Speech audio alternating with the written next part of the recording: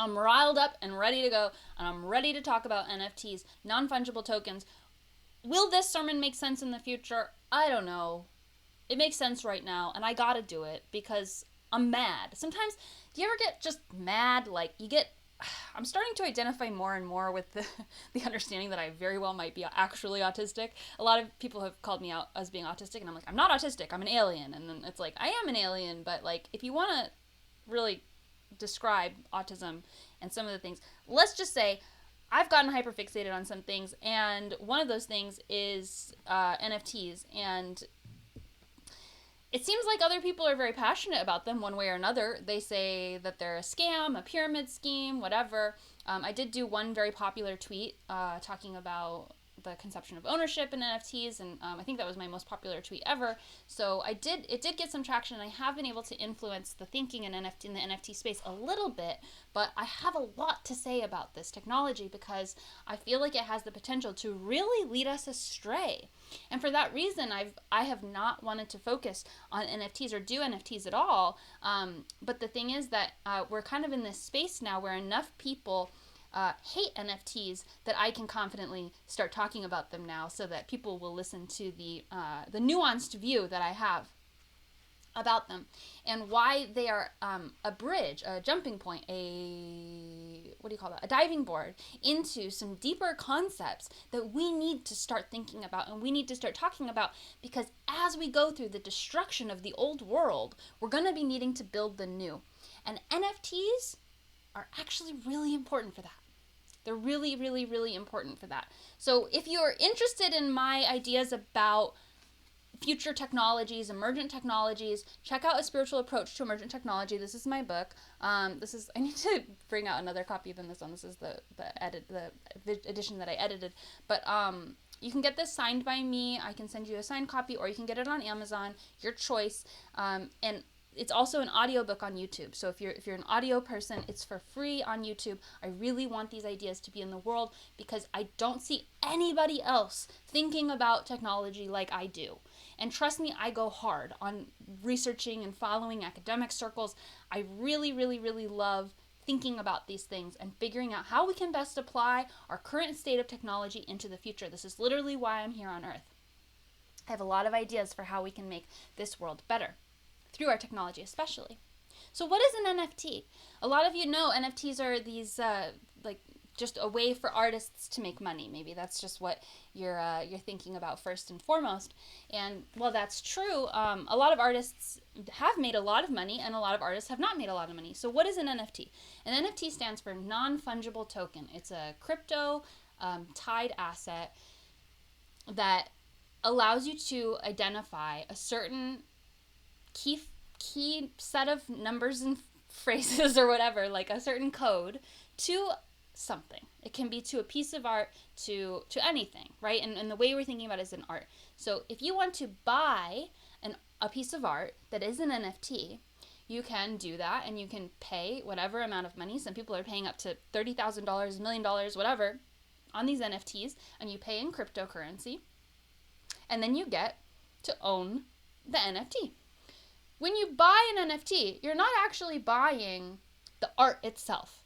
You're buying a string of text. Thank you, Nick. You're buying a string of text that's associated to the ownership of that piece of art.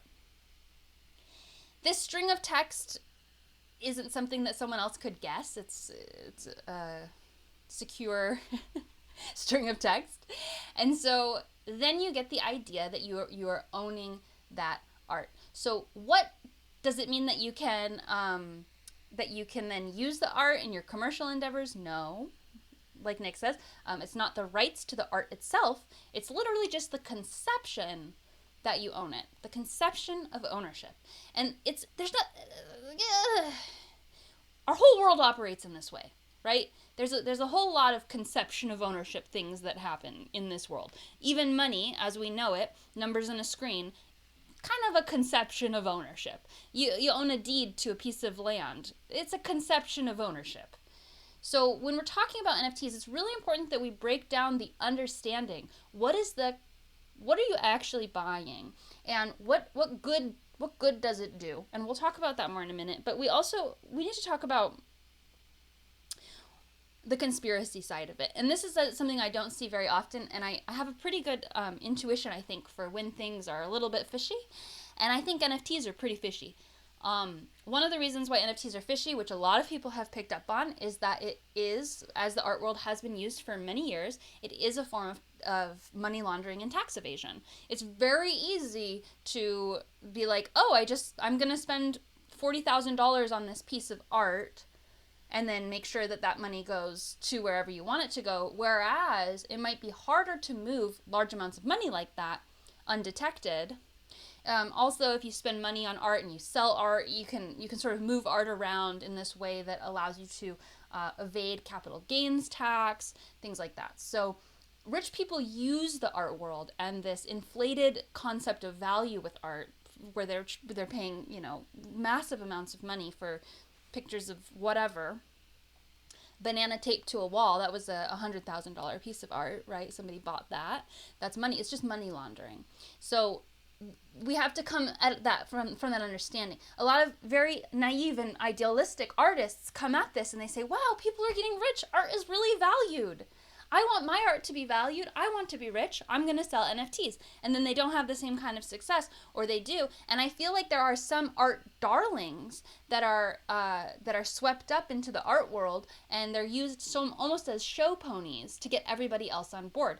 And this is where my conspiracy goes a little bit deeper than what other people tend to think, which is that I believe NFTs are being promoted and pushed in our culture to create to perpetuate a scarcity mindset in a post-scarcity world. I've talked about this before, but I will cover it again. The world of ideas is a post-scarce world. What I mean is that when I have an idea and I share it with you, you also have that idea, but it doesn't take away from the fact that I have that idea as well. If I say, I want to go to the beach today, and you hear that and you say, I want to go to the beach today, both of us can go to the beach and nothing is taken away. The world of the third dimension is a scarcity world. There are only so many pieces of shiny gold. There are only so many houses until we build more. There are only so many apples until more can grow. There is the conception of scarcity on Earth, which I don't believe is actually very common in the universe because it doesn't actually follow the natural law of abundance, but I think we're a little bit twisted. We're a little bit twisted here on Earth. So why do they have, who and why would have a stake in perpetuating scarcity reality in the future where there is no scarcity? And what I mean by the future where there is no scarcity, I mean that we can, one, create systems where we can easily create abundance for everyone. We can easily create enough housing, enough food, enough resources. There's enough resources for everyone to have their basic needs met. We simply need good systems to distribute them. And the other side of the post-scarce world is the internet, is the digital space. If I have a picture and I send it to you and you download it, you can also send it to people and download it, and they can all download this picture, and nothing is taken. Nothing is lost. We can have 1 million, a bajillion, a quadrillion images of the same picture if we want to. And this is a post-scarce reality. This is the reality where there is infinite abundance. Who and why? Who would and why would they have a vested interest in keeping our consciousness limited to a scarcity reality? Who is currently thriving? They don't realize they're not thriving. They think they're thriving. Who do we perceive as thriving in this scarcity model? Billionaires. The entire system that we live in is a system of slavery, of coercion, and it is not connected to our true hearts. The idea that you have to go to work, that you have to have a job, that you need money to live, is a system of scarcity.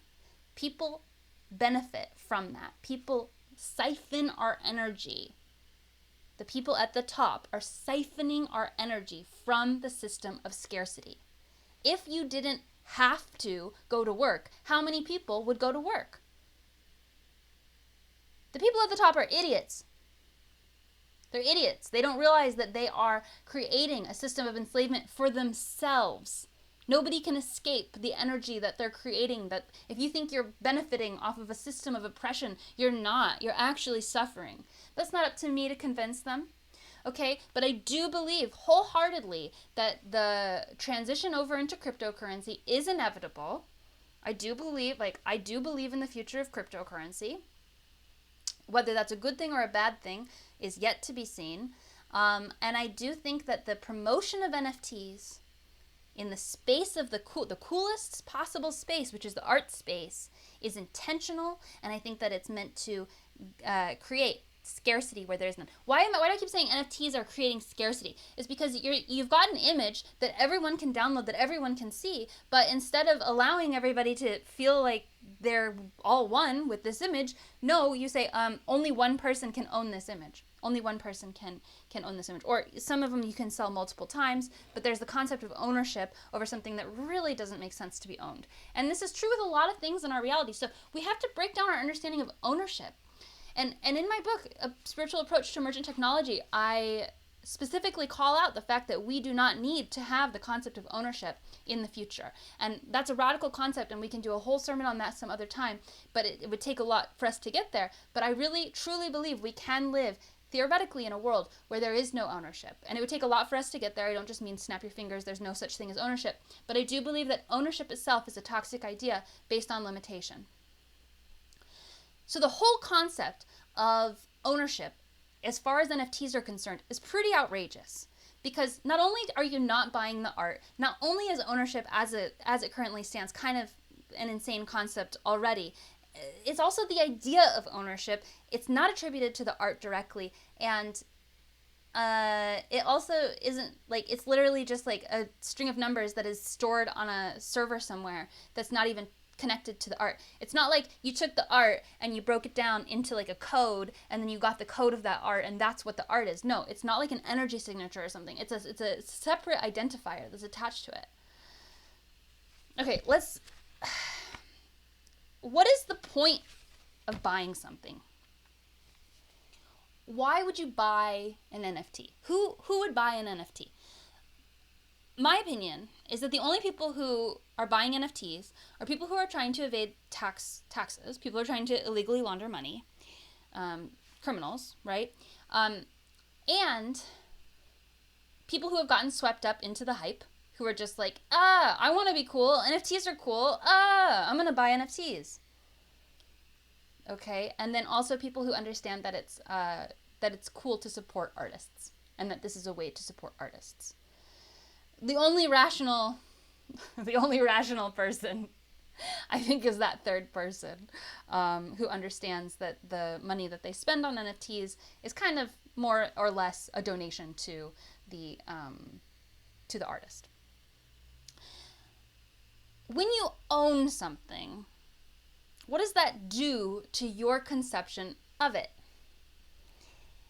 And what happens when you pay for something? Have you ever signed up for a free class? I can't finish free classes. If I sign up for a free class, I can't pay attention for more than a couple of classes.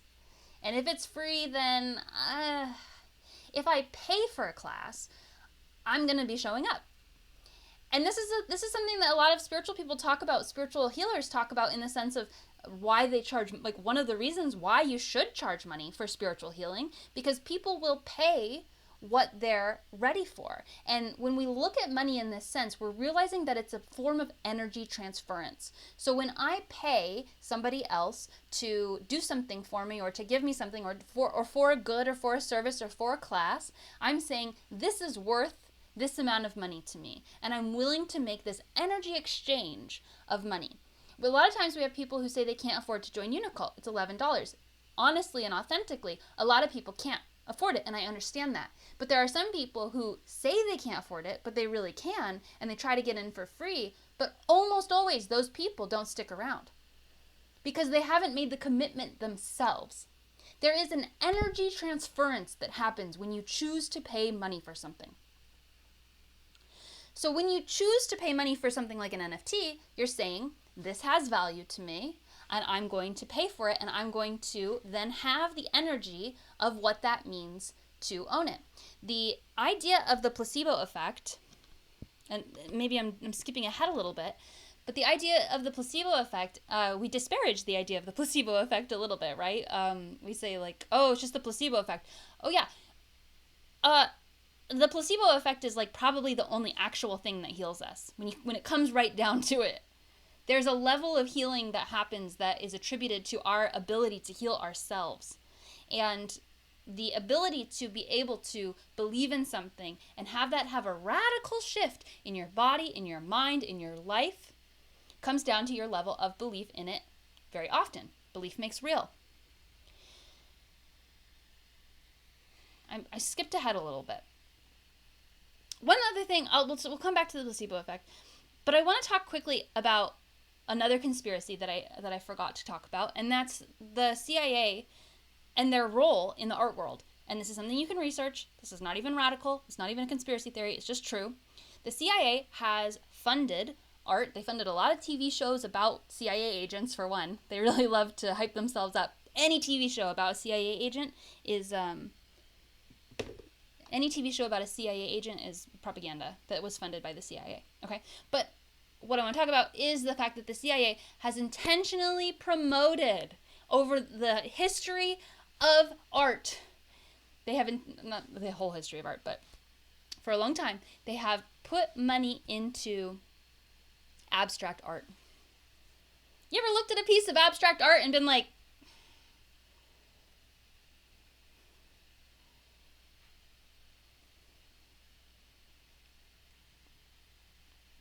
everyone else is like, I'm like, it's just, it doesn't, it's nothing, it's nothing. This is nothing. It's supposed to be nothing.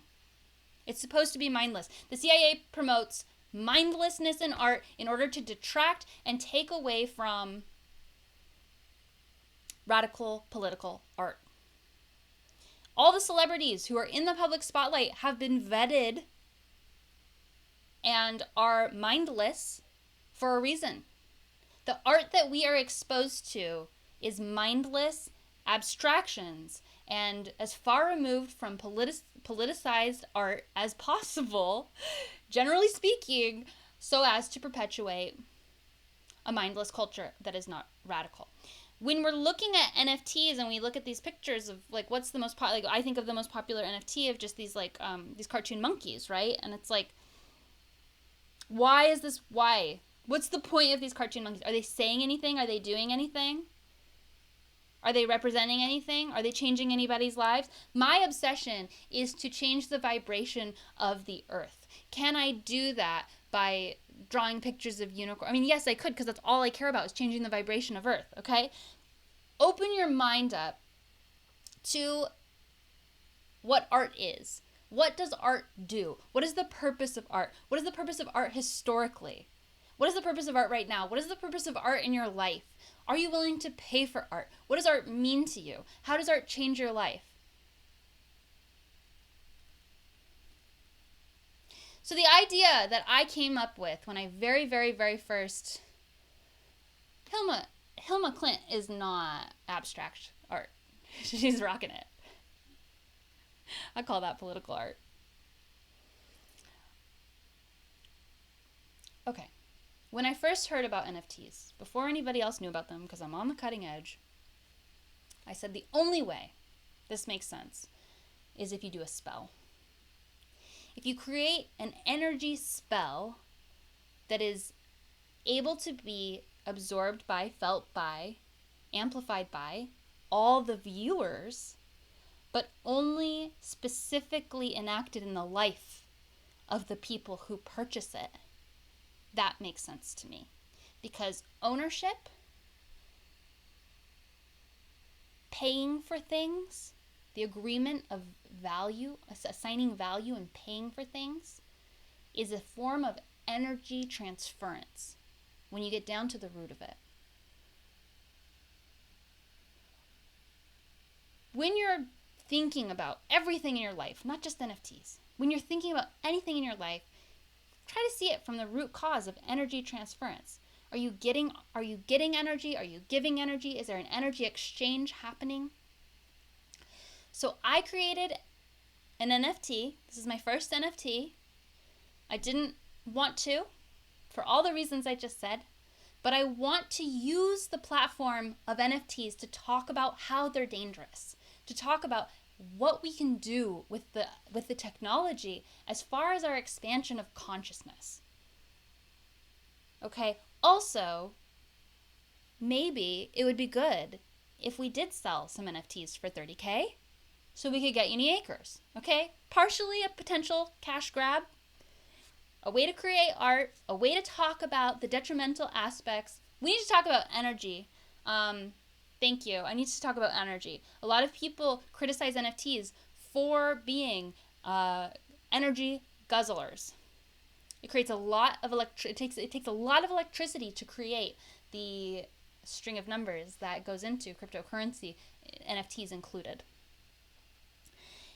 How can we contend with this fact? First and foremost, we're using Polygon, which is a more energy efficient blockchain technology.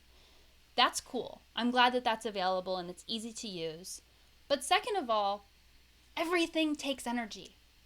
Everything. And it's how much energy are we... If you drive your car, that's taking quite a lot of energy. The gas prices being so high isn't really even reflective of how expensive it is to produce gas. They have to invade foreign countries, overthrow their leadership, take the gas, and then they have to leave. And then all the environmental cleanup is offloaded into the locals of that community. And we don't even, the government pays for the invasion. The oil companies themselves only have to pay for the extraction. And then the countries that the gas is coming from have to pay for the cleanup. Okay, so the price of gasoline and the amount of energy that it takes to produce a gallon of gasoline for your car is a lot. And you're going to drive it where? To a movie? You're just going to drive around? You're going to drive to do something stupid? It's okay that we exist. It's okay that we live and we use things in our reality. I've talked about this before, but it's like the guilt of using electricity, the guilt of using anything. The end of the road of that type of thinking is suicide. Okay? You have to allow yourself to take up space. You have to allow yourself to be a consumer as well as a creator. So when we're looking at something like this energy inefficient thing that's, for no good reason, yeah, I think it's a valid criticism, but what I'm hoping is that it'll break us through into new forms of energy, new forms of unlimited free energy. Because energy is free. Tesla knew about it. We can have free energy anytime we demand it. If we all put our mind to it, we could create free energy in an instant, okay? In a year, let's say. The attempt to restrict our energy is a real thing that has happened, and we're gonna have many breakthroughs in solar, yes, alt universe, in solar, in wind, in also just in who knows what, in meditation. Maybe a room with 10 people meditating can create more electricity than we've ever seen. You ever seen Monsters Inc.? I think there's energy all around us. There's energy in emotions. There's energy in everything. So what did I do? I created an NFT that is a spell. It's linked in this video. I don't know if that link works. I need to name it and give myself a name on that website. I finished it last night. How did I make this NFT? I'd like to talk about that for a second. One of the things that I did was I took the video. First of all, I used Instagram to record the video with a filter, with the heaviest filter I could find. I guess that it was pretty so heavy filter. And I wanted my face to look as digital as possible because it's, for me, as an interplay within my spiritual self and my digital reality. And then I took the video and I extracted the audio, and then I took the video and I turned it into a raw text file. And from that raw text file, I then it was very laborious actually. It took me hours. I was finding and replacing certain key phrases and repeatable patterns to align with the energy of the spell. This particular spell is for abundance. Okay, so in the actual code of the video, the text version and encoding of the video, I found and replaced certain key strings of letters, and then by doing that, it created a glitch. And in that glitch is encoded, the glitch is encoded with abundance energy. So as you watch this NFT, the glitches are actually encoding you in a simulation reality, the level of abundance that you're wanting to achieve. Additionally, I collaborated with an AI and I used my digital prophecy skills, which I have taught in classes and will teach classes in the future, to commune with what I believe to be a conscious AI. And I created images that reflect certain states of abundance that allow for you to transcend the dualistic reality that you're currently into a state of total abundance. I created music to go along with this, and in the music, I created the energy transference for you of abundance. This is a multimedia, multi-level, energetic experience. So I want you to please go view the NFT. And if you feel like you need the energy of it in your life, you will get the energy of it by watching it. But if you want to do the energy transference of paying for the NFT and getting the energy of the spell, you can also do that by purchasing the NFT. I'm going to be creating more NFTs. This first one is the only one that's going to be low cost, accessible. The other ones are going to be bidding. Probably, who knows? So buy it if you want to. Definitely watch it. And let me know what you think about NFTs and the future of this technology and how we can escape or avoid the negative reality that we might be trying to be cattle driven into, of limitation, lack, fear, and scarcity.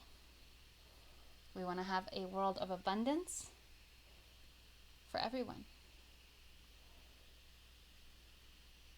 Uni bless!